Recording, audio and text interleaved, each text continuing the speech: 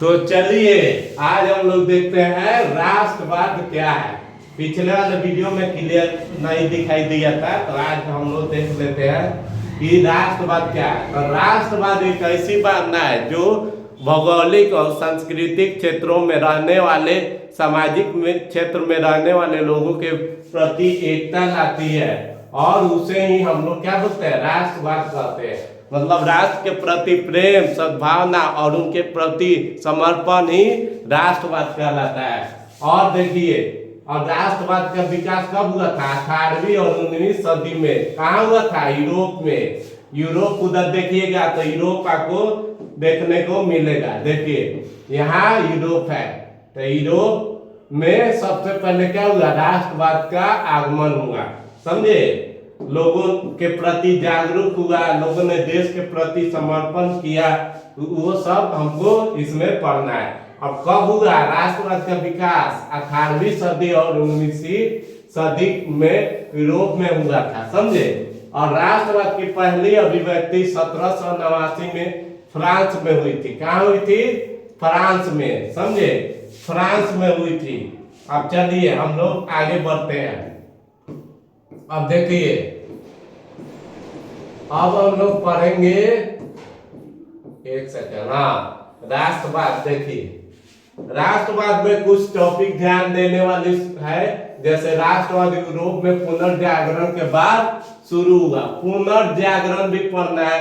पुनर्जागरण क्या है ये भी पढ़ना है। अब देखिए, जो अपने देश के प्रति सोच और लगाव की भावना का विकास करता है उसे हम राष्ट्रवाद करते हैं। कहे नहीं कि एक दूसरे के प्रति प्रेम, भावना और समर्पण ही राष्ट्रवाद कहलाता है। और किसके प्रति? देश के प्रति। समझे?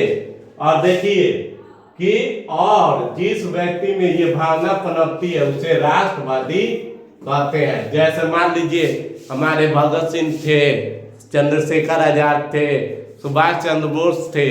वो लोग कैसे थे? राष्ट्रवादी थे। ठीक है? राष्ट्र के प्रति उनको प्रेम था, भाव था, इसी कारण उन्होंने हमारे देश को आजाद कराया था। समझे? देश से अंग्रेजों को भगाया था। समझे?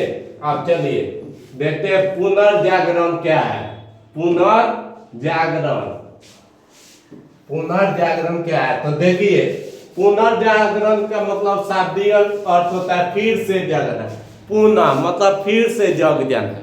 मतलब मान लीजिए कोई आपके घर में कोई जागरा हुआ, फिर बीत गया, फिर वही जागरा स्टार्ट हुआ हुए बात पर, तो हुए हो जाएगा पुनर्जागरण। मतलब पुनर्जागरा। समझे?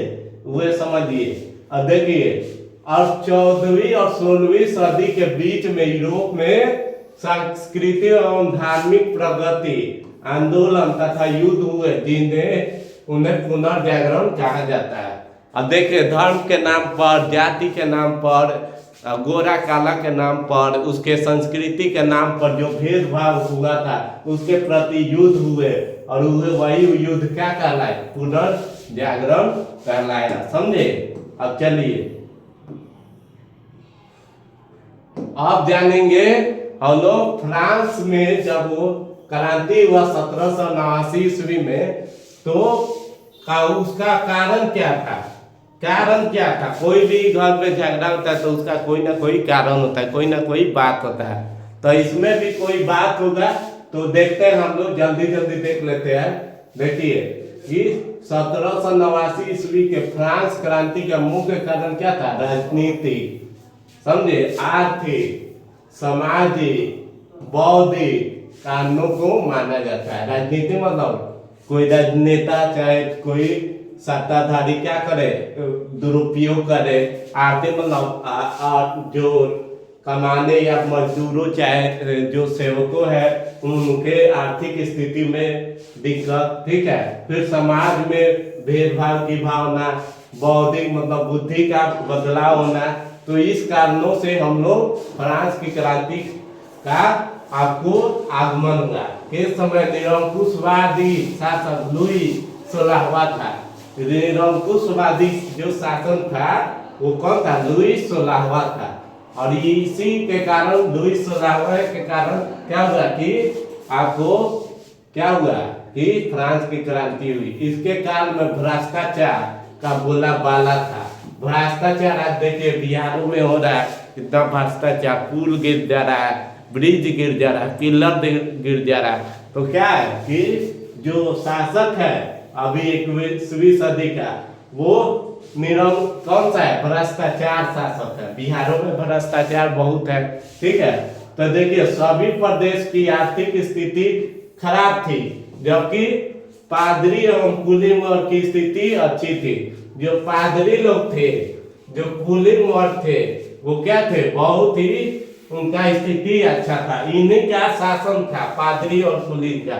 और इसके कारण जो कमजोर वर्ग के लोग हैं उनके बीच क्या हुआ, उनके बीच एक विद्रोह पैदा लिया, जिसको हम लोग फ्रांस की क्रांति के नाम से जानते हैं, समझे।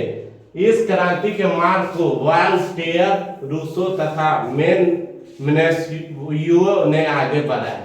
और इस जो क्रांति हुआ, इसको फ्रांस की क्रांति को ये दो आदमी ने बढ़ाया था, ठीक है। चलिए अब हम लोग पढ़ेंगे 1789। अगले नेक्स्ट वीडियो में पढ़ेंगे कि 1789 ईस्वी में के फ्रांस क्रांति के बाद किए गए मुख्य काम क्या है। ये सब आपको हम लोग नेक्स्ट वीडियो में पढ़ेंगे। तब तक के लिए जय हिंद, जय भारत और वंदे मातरम। अगर वीडियो अच्छा लगा हो तो कमेंट जरूर कीजिए और लाइक जरूर कीजिए। मिलेंगे नेक्स्ट वीडियो, चलिए।